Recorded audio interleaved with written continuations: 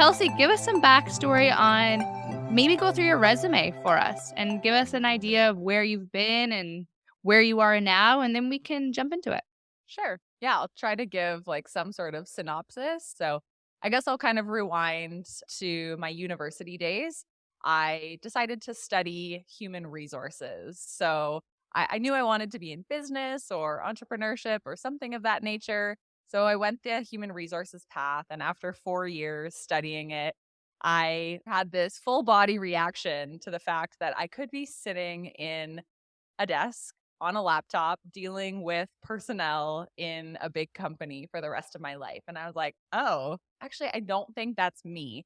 I've always been a rebel. I've always been somebody who likes to work early in the morning or late at night. I've always been somebody who doesn't like wearing normal clothes. I like wearing a studded vest or my Lululemons. And I'm like, I just don't wear like business casual. What is that? And so I always felt like there was something maybe a little bit different, for lack of a better word, but I didn't actually know what I wanted to do. So went and traveled with my now husband for a bit and just tried to get some perspective on the world, which is such a great way to just like get out of your own bubble and go see and experience other things and really learn about yourself. You don't need to learn from an institution anymore. You need to learn who you are at your core. And when I got back, I had this epiphany that I wanted to become a nutritionist. So I enrolled at the Canadian School of Natural Nutrition in Toronto. And I thought, yeah, this is my path. I love helping people. I was always a health and wellness nut myself. And I knew I wanted to study something that I loved. And I loved food. I loved eating, cooking, studying health, all the things. So I studied nutrition, and then from there, I kind of launched my first little business. And anyone in the health and wellness space probably knows that when you first start out, you have no idea what you're doing. School doesn't equip you to figure out how to launch a website, social media, how to put your packages together. You're kind of just left to your own leadership. And I really had no idea what I was doing. So, started and saw some clients, but nothing ever took off per se. So I thought, you know what? Time to go get a job. So I ended up working for one of Canada's largest grocery store chains and decided to work in their human resource and community management department. And it was kind of a nice merger because it was a health focused grocery store, but I got to apply my business knowledge. And I started to meet a lot of people in the Toronto community because we were out at events, we were doing a lot of publicity, we were connecting with fellow health and wellness practitioners to try to bring them into the grocery store and have them refer their patients to us. And I really started to cultivate my love for that community and connection piece. And then that project ended up getting canceled. We all got brought into a room one day, and I was in my probably mid 20s, and they let our whole team go. And they were like, we're done. Don't come back. The founder of the company, the founder of Loblaws, has canceled the project. You guys are done. And so we got walked out and we were finished. And that was my first experience of being let go from a job. And as anyone who's gone through that before knows, it's super devastating. But I thought, well, I have this like little nutrition business. So I kind of dusted that off and activated it. And so I've developed my first group program and I started to dabble in the online space. But I still ran up against the fact that it's hard to develop a business as a solo entrepreneur. Still didn't exactly know what I was doing or what my niche was. So I came back to that place of, okay, I should probably go get another job. So ended up working for a really big supplement company here in Canada in their marketing department. And I was mostly doing events. So getting out into the community, promoting a product that I loved, meeting new people, a lot of marketing that was super different from the marketing that other brands were doing. And I was there for about 4 years, loved the experience, learned a lot about growing a brand. The brand ended up selling for, I think, $500 million while I was there. And then one day I got pulled into a meeting and they were like, the entire experiential department across North America is being let go. And same thing, like devastated, couldn't get myself off the couch because this was my job. Like I drove a branded car. I wore all of their gear. I only ate their products and drank their products and supplemented with their products. And people knew me as that girl. So my ego was shot and I felt like my identity was kind of taken away. But since that had been the second time that I had been let go, I decided I can't keep letting this happen to me. Even though it had only been twice, but by the time I was like 28 or 29 at the time, to have that already happen twice, I'm like, oh, so this is just going to keep happening by no fault of my own. Like I thought I was the hardest worker, the person who would show up early, stay late. Yet, due to business needs, restructuring, business is always changing, right? So it's not like they shouldn't let people go. They should. And I just happened to be on those teams. So that was when I really decided, you know what? I need to start something for myself. And I'm sure a lot of your listeners have been in that place where it's like, okay, but what am I going to do? And how am I going to make this work? But I felt like I was in a bit of a energized state because I was like, I'm never going to be let go again. That's my commitment to myself. So I started a digital marketing freelance business about 5 years ago, helping people build their email lists, helping them with social media, with website copy, and with all things online marketing, because that was something that I had been doing with my own nutrition business, had self taught it, and then while I was working these other jobs, I was always kind of diving into that in YouTube videos, podcasts. And I didn't really realize it at the time, but I was accumulating skills that not a lot of people had at the time. So I was just self teaching what interested me. And through that, I started helping a bunch of clients to really grow their brands and their businesses. And then had this epiphany, wait, if I can do this for them, I could probably do this for me too. And so it's like that freelancer or consultant curse that you're helping all these other businesses grow. Yes, it's still on your own terms, but at the same time, you still report to a bunch of other businesses. So that's when I made the final step in my journey, or final for now, and decided to create an online course so that I could package up everything that I knew to be true about online marketing, put it in one simple, easy course so that anybody, no matter whether I can actually work with them physically or not, anyone can go through that framework and learn how to launch and grow and scale their business using online marketing techniques. So everything that I've accumulated and all packaged up into one. And that's called the visionary method. So that is the long-winded version of how I got to this place where I am today. Thank you so much. That was a perfect synopsis. During that first time you got laid off, if you look back to where you were then, can you even imagine being where you are today? Definitely not. I think it's always easier to connect the pieces looking back. So now maybe I see, oh, yeah, maybe I did have a nudge of where I was going. But no, I think it was hard for me to see past losing a dream job. And I know you and I were kind of laughing about what is a dream job, anyways, but I really loved what I did. And so to be let go unexpectedly, I didn't have a backup plan. Yes, I had my little nutrition biz, but I barely even saw the potential of that, like launching big group programs and writing ebooks and courses. I was still trying to figure out this online space. So I never could have imagined. And honestly, it's just putting one foot in front of the other every single day. And some days I still look at my business plan and I'm like, I have a vision for where I'm going in 5 years, 10 years, but I can't predict exactly what's going to happen. I just have to keep inching forward and doing micro steps, basically.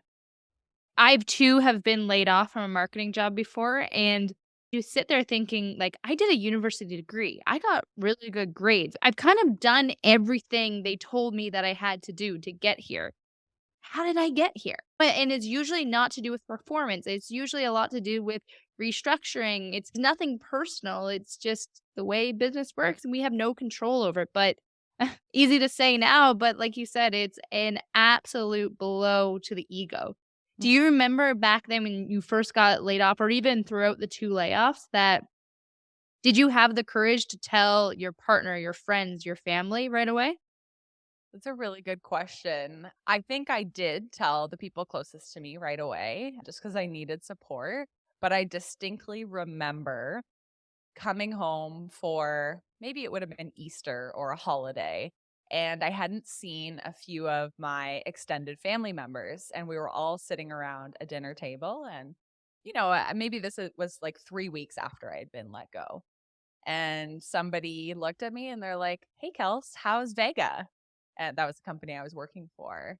And I just was in shock and I was almost embarrassed to tell them what had happened and like a bit of shame. It's awkward because, as someone who poured so much into that career, I think people thought, oh, she's a lifer there and everything must be going well. So, yeah, there is definitely like that.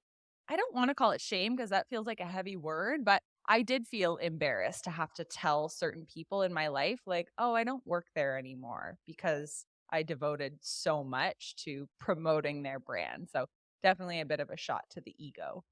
You're similar to me where we're in marketing, everything to do with our job, we mix it with our personal life. It's not Yeah. separate to us. So, yeah, especially in extended family, they will see you posting about your job all the time. And then if you're not, yeah, we treat it like our own business, our own company. It brings up a lot of feelings.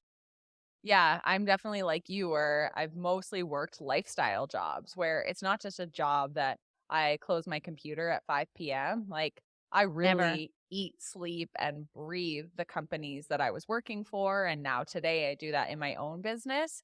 And I know that's not for everybody, right? A lot of people want the fact that they can show up at 9 a.m., they can leave at 5, and they do not think about their work or their job or ideas until they arrive at work the next day. Whereas I was very immersed in it. I didn't mind checking my email at 9 PM, and I think they call it a lifestyle job because it just seamlessly mixes with your lifestyle and you forget sometimes, like, am I working? Am I playing? Or am I doing both? And then if we find something that everything financial also feels like play, that's what I call a dream job. Mhm. But, Mhm. like you said, dream jobs, it's so funny. I remember applying for jobs my first time out of university, and I specifically remember I was applying for an assistant I think it was an assistant brand manager, assistant marketing role for Cadbury. And I eat, sleep, and breathe Cadbury since I was a kid, like, and I think all the brands they have, I was so into it. I remember writing these cover letters being like, "They'd be crazy not to hire me, like, I eat their product all day long." And I remember I didn't even get an interview, and I was so like, "Wait, what?"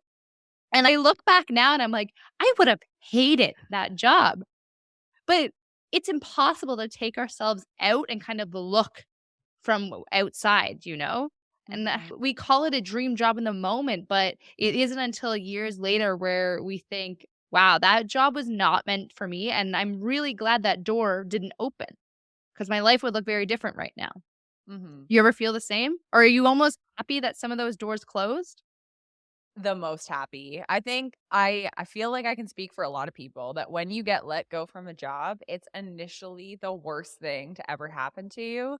And then as time passes, you start to realize, "Oh, that happened for a reason, and I'm so glad they made the decision to let me go.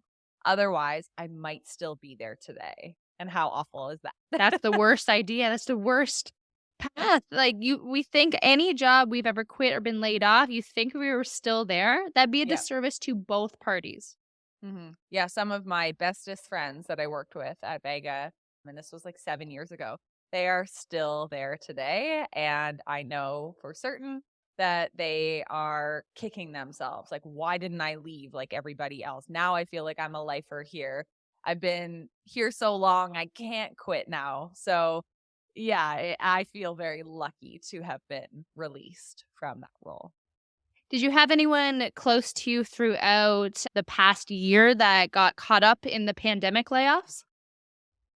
By caught up, do you mean Like they they were laid off and lost their job Yeah. like during the past Yeah, year? my best friend, works in Mm, travel for one of the mm. airlines that flies out of Toronto, and so he has not worked a day since March. No flights have gone out, and it's crazy to think that anybody in travel and tourism and even hospitality hasn't been the same, and that is a really big industry.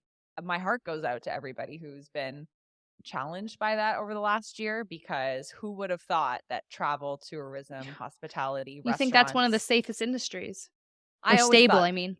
for sure. Like I never imagined a day when flights would be far and few. Like there's literally no flights out of our major airports, and who could have predicted that? So yeah, it's too bad.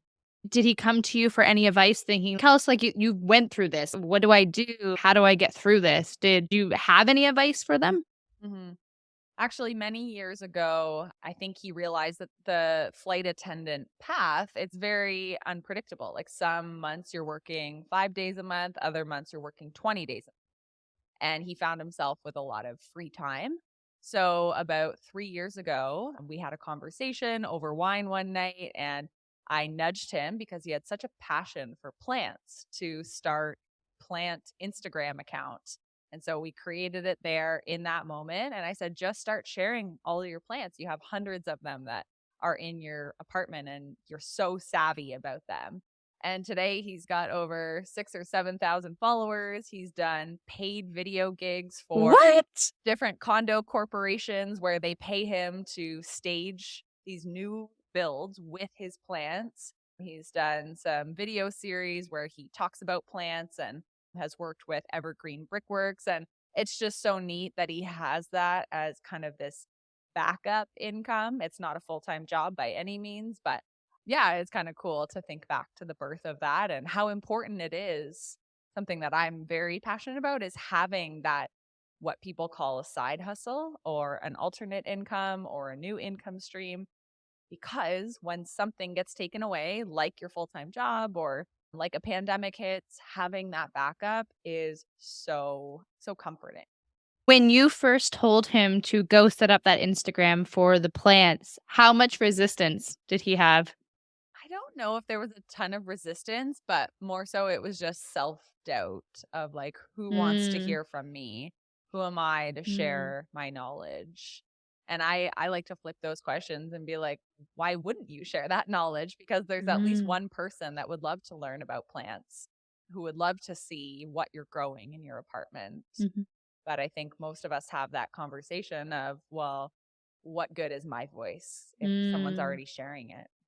That's the key there. It's someone else out there is already doing it, so I don't need to be out there doing it as well, but it's look at there's, like, probably 5 taco restaurants just on King Street in Toronto within walking distance to me, and none of them looked at each other being like, "Oh, there's already a taco place," you know?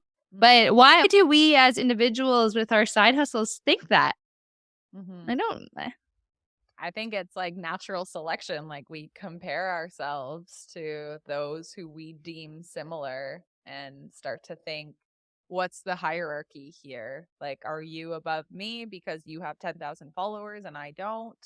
Are you above me because you put on a persona of the plant expert and I don't have that persona yet?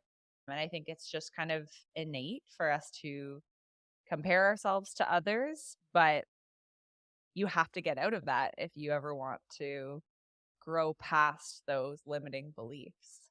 I'm sure you see this a lot with just your community and everyone you talk to, but I'm sure the technical side and the marketing side stops a lot of people from sharing anything they're passionate about as well. Yeah, I think a lot of people worry that if I turn my craft or my passion into a business, then it's not just going to be a passion anymore. It becomes a project and it becomes hard work and it becomes something you have to get vulnerable with and start to have some strategic marketing efforts. And for a lot of people, that could take away the joy. So I definitely sense that hesitation. And I also think it's important to honor that because if you just have a passion for plants, I'll keep going on that example, and you don't want that to become a business, something that you stress over, that you lay awake in your bed thinking about. Did I ship this order? Did I post on Instagram? It's okay to just keep it as a passion too. Don't let anyone tell you you have to start a business just because you're good at something or because you have a certain skill set. It's okay to consider, what that might do to your joy of that passion if you turn it into a business. Because there is such a Gary V hustle culture as well. And some people feel like, oh, if I don't have 3 side hustles on top of my full time job, that I'm less than. Mhm. And my heart goes out to those people because there's a lot of people that would rather just give it their all in their job and have other things outside of their job. And that's totally okay as well. Like you Yes. said, not everything you do needs to be turned into a business. Yeah, I almost admire those people who now just have the regular job and they don't come home to work second and third and fourth hustles. That was certainly my story. Like I was always on to the next thing, always how can I generate more money and how can I build and grow? But I also see the simplicity and the calmness of somebody who, they work to make enough money and then they go live their life and do whatever they want, not worrying about building teams and growing their Instagram. And there's an admiration to that too, but I think I grass is envy always it so greener. much. To shut down my computer at 5 o'clock, that will never be that used to be my life, but I also was not happy in that life. I am happier having the computer going at all times. Yeah. But so to each their own. Kelsey, I've listened to multiple interviews of you on other podcasts, and you always talk about how you always had so many other part time jobs, just had so many things going on. Where did you get that fire from in the hustle? Does that come from your family or just innately in you? Well, you did your research. Yes, that is very true. From the time I can remember, I was asking my parents to have a paper route. I was reselling old prom dresses on, I don't even know if it was Kijiji, if there was something before that. But I was trying to like get some money for my prom dress or my formal dress. And then in university, the moment I could get certified as a fitness instructor, I applied for the job at the gym and started teaching all these classes. And it's just kind of spiraled from there. I think first of all, I love money. Like I just see this ability to find something that you're good at and to be compensated for it. And I just made this connection as a young girl, I guess. My dad was an entrepreneur, so he kind of showed me he works a lot and he made a decent living for himself. I understood that. Yeah, I don't see him a lot, but obviously his hard work was paying off. So I don't know if I got it from him, but I just realized you can do things that bring you some joy. Obviously, it's work to get a paper route, to teach fitness, to sell items, but I also saw that we live in a economy where people want to spend their money. So I'm like, well, if the gym at my university has a bucket of money and they want to pay people to teach spin classes, why don't I be one of those people who they give their money to? So I was always seeking these part-time side hustles, anything that I knew I could contribute. And it didn't always have to be that I was making a paycheck from it, but as long as I was like serving the community or getting myself out there, I knew I'd always make new connections and be able to, find new opportunities if needed.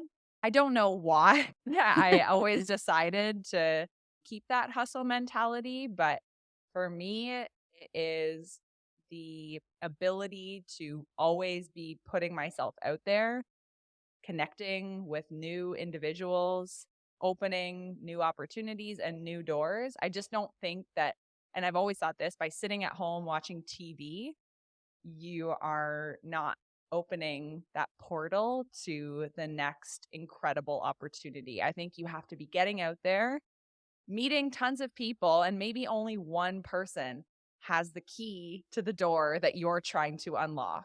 So for me, working is a journey of self discovery, of putting myself out there, even when it would be easier to lay in bed hungover and experience the world. And I chose to do it through work. You're hungry. Hungry. To simply put it that way. You have such a zest for more in life. It seems like you want to prove to yourself, I can do more, I can be more. You're always pushing yourself and your boundaries. And like you Mhm. said, you have such a knack for always wanting to find people to connect with. So whether you had community management roles in marketing or experiential marketing, but now I wonder because majority of your business right now is serving other online entrepreneurs and teaching online strategies. Because a lot of your time now is kind of online one-on-one or with groups, do you miss all of that community and being out there and on the go? Oh, I miss it so much. Like every day I talk about this with my husband that I do feel like a part of me is missing. I also feel like I'm at an age now where I still have tons of energy, but I am not like the youthful bouncing off the walls, party all night, get up to teach a 6 a.m. spin class and just go. Like now I feel like, where did I get that energy? So I am happily being an introvert this year. However, I still need connection. That's what gives me energy. Being able to be among a group of people with similar interests or get out on a bike ride with friends, like it truly does light me up. So now that everything's virtual, yeah, something's missing. Like this feels so weird to have to do everything over Zoom. I don't like living on Zoom. I think we've all done a pretty good job of figuring out how we can fill the void by using FaceTime and Zoom and podcasting and digital connection, but it does not replace the in-person experience. I think back to, my days of demoing the product that I was selling. So it was protein powder. And we would shake it up and we would be in a grocery store and we would say, "Hey, have you tried this before?" And we would wave people over and they would come over with their kids and we would talk to them. We'd say, "How's your day going?" We would show them the product, hand it over to them. They would put it in their cart. And it was like this very experiential moment. Now, without that experience, because obviously demos can't happen in a grocery store, now you're being targeted with a Facebook ad. That is a completely different experience. There is no memorability about the Facebook ad, yet the people who bought Vega from us from those tents, they still talk about it. They're like, "Oh, I met you at Whole Foods on that January morning. The kids were crazy. I drank my green smoothie and I've been a customer ever since." And it's like, nothing can replace that in person physical connection. You miss it for sure. But you recently left Toronto to get a new home and more space, and you feel like you have a bit more life in you than if you were in your small place in Toronto still?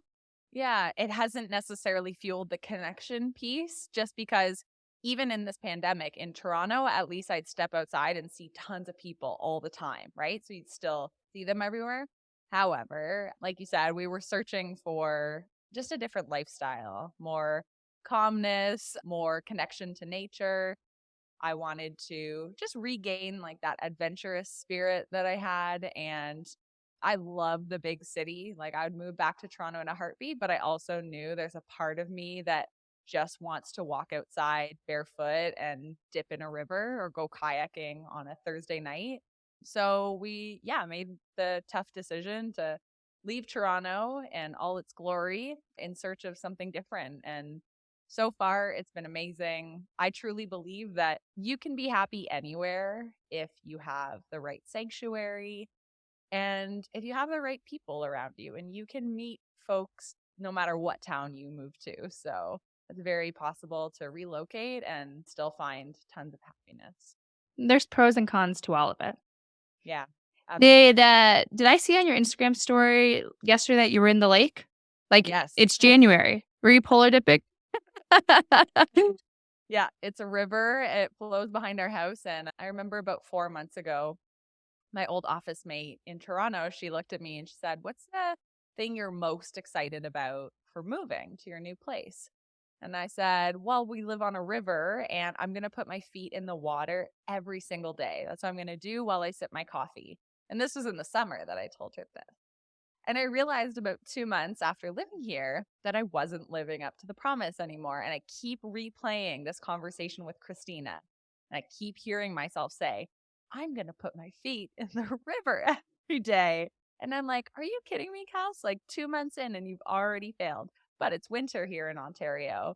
So I said, "You know what? I'm going to revise the goal.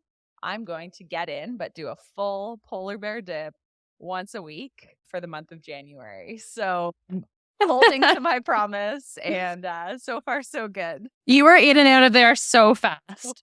Did you go right into, like, a warm, cozy blanket? Yeah, right into a hot shower. Whew. Sorry. And your dog was following you and got caught up And in the yeah, ice?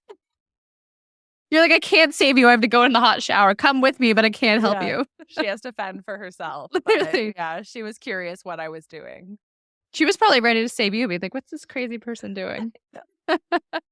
Talk to me more about what you're up to these days. Talk to me more about the visionary method and what it's all about and the types of clients you serve.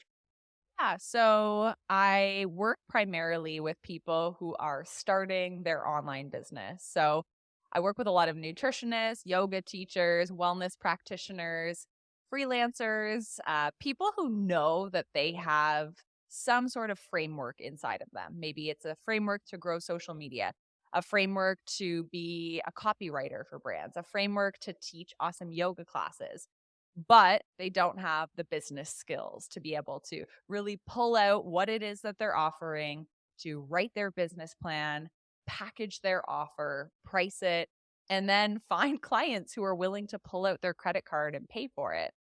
And so in that course, we teach them the entire framework for starting, growing, and scaling their online business. So that covers everything from how to show up as a leader and an entrepreneur, all the way through to high level marketing strategies that are going to build you your first 10,000 fans. So it's really a full spectrum program. The cool thing about it too is that there are weekly coaching experiences that we host. So every single Wednesday, the entire group meets up on Zoom and we talk about what's plaguing us as entrepreneurs. We do trainings in marketing or sales. We'll bring on guest experts who teach us how to get more media exposure on our business. So, all topics that are relevant to people who are in their first year or year or two of business. And above the teachable content, above the weekly Zoom meetings, it's really about feeling supported. It's about being amongst a group of 20 or 30 people who are on this path with you, who are also building their first website, who are also running their first Instagram giveaway or going through their first launch, and knowing that you're not doing it alone. So I knew when I created this course framework, the last thing I wanted to do was just hand it over and be like, okay, go through it. Good luck. Because I knew when I was first starting my online business, what I really needed was support. What I really needed was to feel like there were other people who I could talk to, count on, share ideas with, brainstorm with, and sometimes just share how shitty my week was. Like, I didn't sign any clients this week. And then get some expert advice on what to do next. So it really is kind of a fun synergy of, yes, here's all the framework to be successful. Yes, we have the weekly calls, but it's the most supportive community where people connect and they are getting on Zoom calls, just a couple of them to keep each other accountable or supporting each other and growing their business. From a marketing person, I've been watching your stuff for a while now, and I love everything that you say about marketing. Sometimes marketing strategists and marketing consultants can sell you on a lot of fluff. Oh my And you goodness, know yes. that, I know that, and you call out that bullshit really quickly, and I love Mhm. it.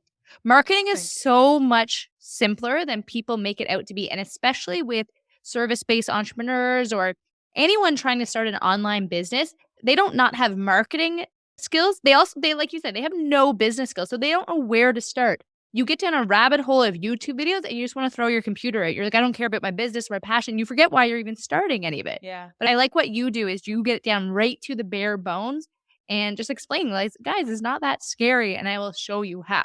Hmm. So I can say with pure confidence that your stuff is good. One question I have for you is what part of your, business right now that you are fired up about, that you're getting up way before the alarm goes off? Hmm. Oh, that's such a good question. So right now, it actually relates perfectly to what you just said. So I have this no bullshit approach to marketing, and I really do believe we all have an inner marketer within us. We don't need to be looking to the gurus and the gods. It's like, where your dream clients are. Now you just need to figure out how to go out and talk to them. Like, it doesn't take a rocket scientist to figure this out, but we've been trained to think that only certain marketers have the answer or only Facebook ads can solve our problems. So, right now, I'm actually coming up with a lot of polarizing or just hard truth messages about marketing because I also teach a marketing intensive course for people who have gone through the visionary method. And in really finding the position of this course and establishing who it's for and who it's going to work for and resonate with. I'm trying to get really clear on like what makes this course different. So, what's firing me up is figuring out the narrative that's being told in the online marketing space and why I believe it is total shit, total crap, and that I'm trying to dismantle all of it and show you that there is a different way to build a business that doesn't require sleazy sales tactics, charging people thousands and thousands of dollars for a high ticket item. It doesn't require convincing people to buy anything. You should never have to convince a customer. It doesn't require Facebook ads. Facebook ads convert at 0.1%. Word of mouth converts at 70%. So why don't we have word of mouth strategies? So really figuring out like, all right, guys, this is the secret. That's firing me up because I know it to be true. Now I'm just trying to figure out how to present it on a silver platter in a way that makes people go, oh my God, like what I've been paying attention to has maybe been a bit deceptive to the truth. So true. I love any new approach that's dismantling everything we're hearing. Is there any part of your business that you're dreading? Oh man, yeah. Today has been an interesting day too because I had two clients that I was working with ongoing with their marketing strategy, and they were more like corporate clients. And I finally ended the relationship with both of them today. And I was just like, you guys are kind of sucking my soul. And it was just not the direction I wanted to take my business. So I feel like very light right now. And I think I only came to that decision because of the break that I took. I got clarity and confidence that, oh, yeah, this is the right move. And I just needed time to process and think about it. Do you find sometimes people who are entrepreneurs and have clients, they're in that scarcity mindset sometimes where it's like, if I say no to this client, will I get another one? Oh, yeah. Yeah, Mm. 100%. It was exactly that. It was like, why am I holding on to these clients when I need to flip that mindset and have that more abundant mindset, knowing that there's enough to go around for everybody. I don't need to hold on to clients that are sucking my soul. And yeah, so I had to take the leap of faith and be confident in myself. How do you know when a client or a job or even just another person is sucking your soul? That's such a good question. I think it is the energy you bring into your work. So for me, I would sit down at my computer and the first couple hours of my workday, I'm pouring into my own projects. I'm creating workbooks, I'm improving my course, I'm connecting with my clients, and that all brings me joy. And I can get lost in time and just do that. And I feel like I get in, whatever a flow state is, but my own version of it. Then I would feel the obligation to check in with my more corporate clients who had me on a retainer. And for other people, this could just be a client that you just don't generally love working with or who's not your dream client. And I would almost have this full body visceral reaction of like, I don't even want to press the email button. I don't even want to see the people's names who I'm supposed to be responding to. And at that point, that is you putting a wall up, shutting down, probably not contributing your best work. And for me, when those conversations start happening in your head of resentment, of I don't feel like doing this work, that's when you need to step up as an individual and say, if I can't offer 110% to someone, then somebody else should have this job. Somebody else should step in and take my role. And believe me, that's terrifying because that's a lot of money on the table too to let a client go. And, we all need to make a living and have our bank accounts growing or at least staying where they are in order to feel that security. But I do really believe that if you're coming at it with that resistant energy, that stagnant energy, it's kind of karma, right? Like you're just doing the bare minimum for them. And that's going to come around at some point to bite you in the butt. So, They yeah. can feel it too. Energy is a real thing. I always link work back to relationships. Someone knows when something's off or you're not giving your all to something. Yeah. And you think you're doing a good job at hiding it. It's like, oh, I'll just add an extra exclamation point in my email, or I'll just like get up at 7 a.m. and send them an email to make it look like I'm working. But who's kidding who? Just get down to the truth, be honest with yourself, be honest with that client or whoever that person is that is no longer serving a growth phase in your life. It's kind of like that quote that says, when you leap, the net will appear. So you have to make that leap knowing that it's okay if I'm going to get rid of this client or stop this portion of my business. But when I do, something else is going to come and take its place. And you have to believe in that. I've been there. It's so hard to both leave a job, get laid off from a job, get fired. Whenever there's a split in terms of something that's linked to you financially, it sucks. I can say that any job breakup has hurt way more than relationship breakup. I remember quitting a job once. It was my first job at a university. When I quit that job, I cried. And I wasn't happy in the job and they knew that. Not that I wasn't excelling, but it was just like not the right match. And that was right before I moved to Toronto from the East Coast. I felt like I was breaking up with them and it was so hard and painful. Hmm. It was all cordial, but still, it sucks. Yeah. I want to ask you a question about your clients. You mentioned one part that you work through with your clients is as entrepreneurs, the things that they are struggling with.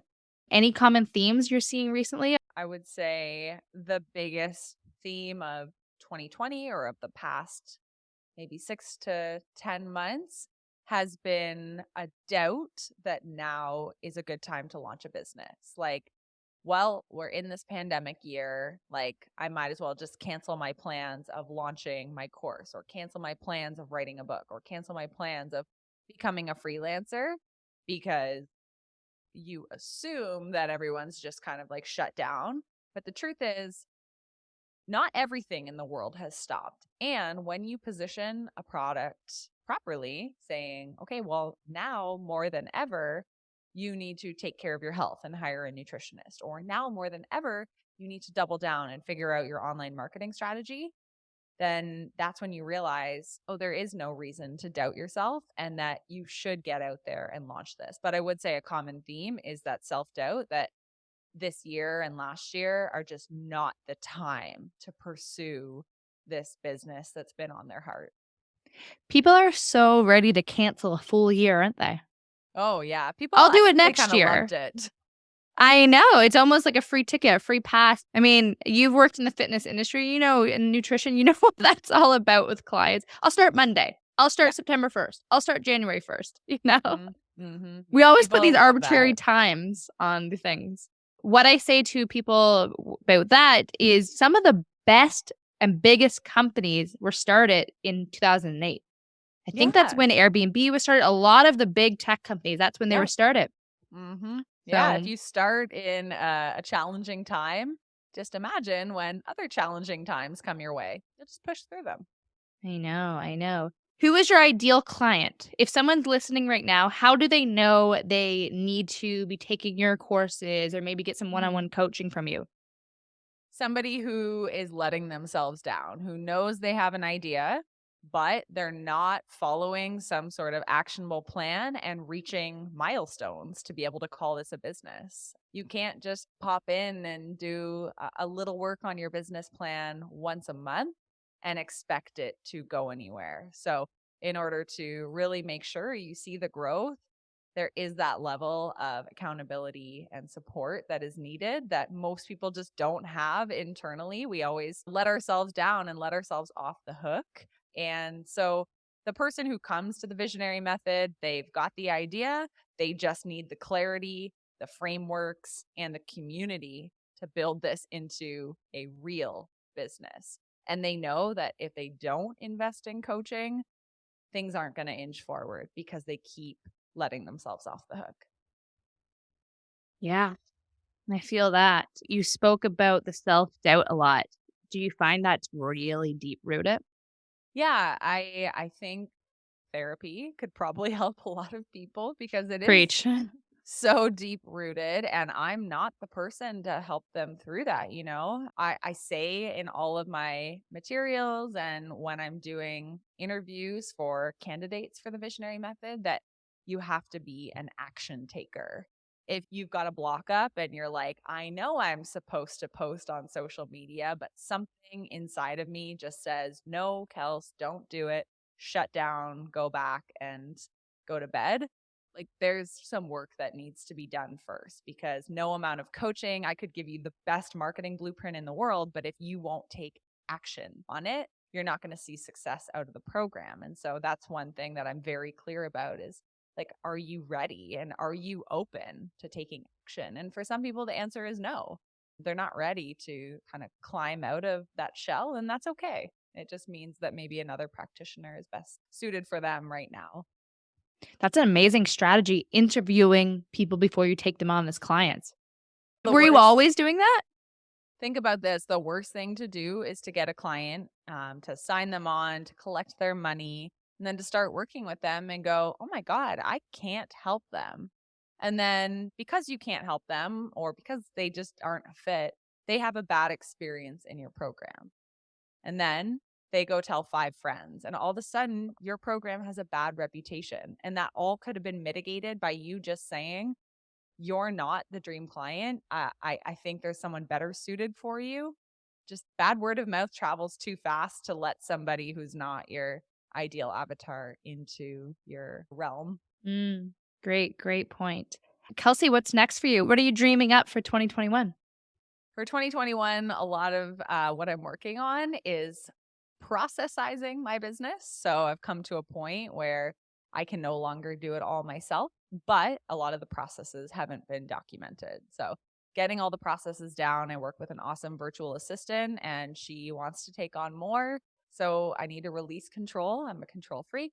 I need to trust in her that she is amazing at what she does so that I can actually work on the bigger vision of what Visionary Inc. is, which is a global brand that gives aspiring entrepreneurs the tools, the frameworks, and the resources to be able to build a business. So, yes, we have our courses, but I want there to be so much more. I want there to be this year virtual events, but in the future, live events, gatherings, and meetups where we can all feel less alone on this journey towards impacting people. And I want to work on way more ways to raise the community up. So I'm not the type of coach or course creator that wants it to be about me. I just want to spotlight all my clients. So, if I can write a book about them one day, like that's on the vision. If I can shout them out in my newsletters, that's on the vision. If I can do social media posts that shine a light on them and how awesome they are, I want more time to be able to do that and just make the company all about spotlighting visionaries. I love that. And a couple last questions for you. Did I hear on another one of your podcast interviews you got the idea of the word visionary from a Justin Bieber album? Or did I make that up? Sure did. Was it was No, Justin Bieber? that is 1000% true. Oh, I love his music. Yeah, no, he's my fave and he's the inspo for this whole brand. Got let go from that job, that second job that I was telling you about. And my husband and I went hiking in Peru. That's when his Purpose album came out. I was listening to that, hiking up to Machu Picchu. Song Children came on. He said the word visionary in that song. I'd actually never, I don't know why, I'd never really heard that word and actually heard it. And it just lit me up and I stopped and rewinded and rewinded and rewinded. And then that night I laid in bed. I was looking at the mountains in Peru and I kept thinking about it. And I knew that that was the community I was starting. I didn't know what that would look like, but I came home, told a friend, and I actually started a Facebook community called The Visionary Co. And I said it was for creatives, thought leaders, passionate women. I didn't know. I just wanted to hang out with visionaries. And I didn't even know what the word meant. But that was my way of putting myself out there and really starting what is today the entire brand. Wow, nothing like a Justin Bieber album on top of Machu Picchu to really get your life on a different path. Oh man, oh man. Highly suggested to anyone feeling lost. Yes, seriously. Kelsey, where can we find you? Best place to find me is just on Instagram. I'm Kelsey Reidl, so just my first and last name. Amazing. And the last question I have for you, any last words or advice that you want to leave the audience with, kind of just the realm of everything we talked about?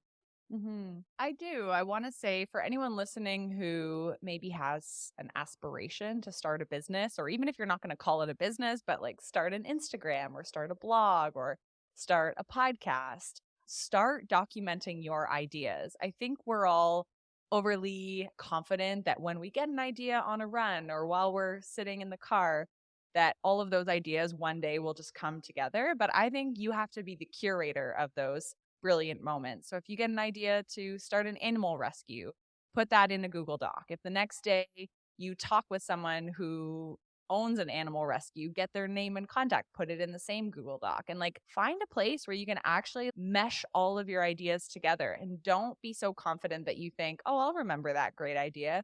Start writing it down, start putting it all in one spot, and eventually one day when you come to a point when you're like, "I think I have the space to think about launching my next project," you go to that document and I guarantee you the idea will be tucked inside of it. And then what you're telling them is hand over the Google Doc to you, and you'll help them bring it to life. Yeah, I totally have done that before. I'm like, you don't know what your business is, but I see it right here. And it's so clear to me. And sometimes they just need external eyes on it. And the validation probably. Yep, exactly. And Yeah. you're so right. It's someone to tell them, you can do this. This is a legitimate idea. I know someone who would buy this. Like, now what's holding you back?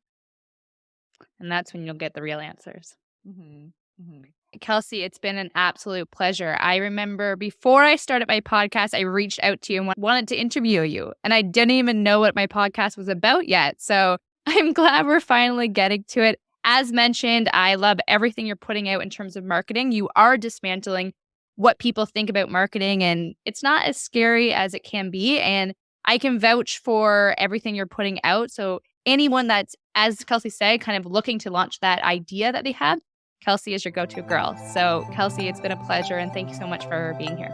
Thanks, Janelle.